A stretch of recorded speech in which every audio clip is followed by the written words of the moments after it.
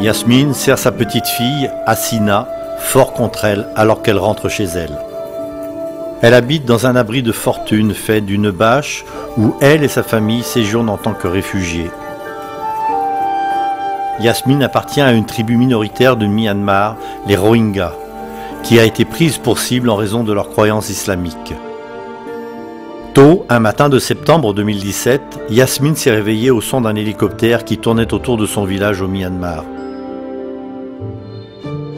Elle a ensuite entendu une mitrailleuse mitrailler les bâtiments. Avec son mari, Yasmine a attrapé ses 4 enfants de moins de 5 ans et s'est précipitée vers la mer. Les cris et les coups de feu s'estompaient derrière eux pendant qu'ils couraient, et au moment où ils atteignaient la côte, le seul bruit qui restait était le clapotis des vagues. Pourtant, la famille avait peur. Hassina, qui n'était alors qu'un nouveau-né, a survécu à ses 8 jours de lait maternel avec un morceau de tissu pour ombrage.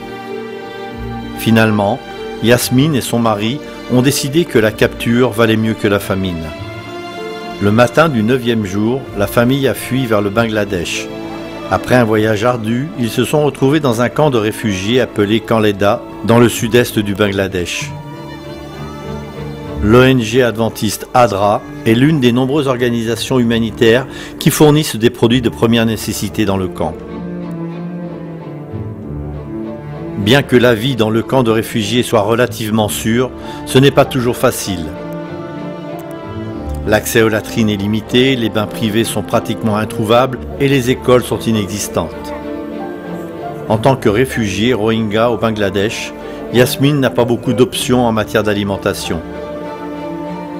Ainsi, 2 fois par mois, elle part avec son plus jeune enfant pour récupérer sa portion de riz, de lentilles, de sel, de sucre et d'huile.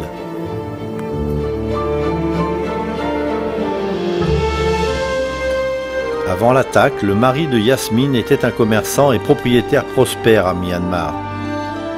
Grâce aux revenus de sa mercerie et à l'abri de sa maison en bois de 2 étages, son mari subvenait aux besoins de toute sa famille. Et maintenant, ils n'ont pas d'autre choix que d'accepter de l'aide et d'attendre.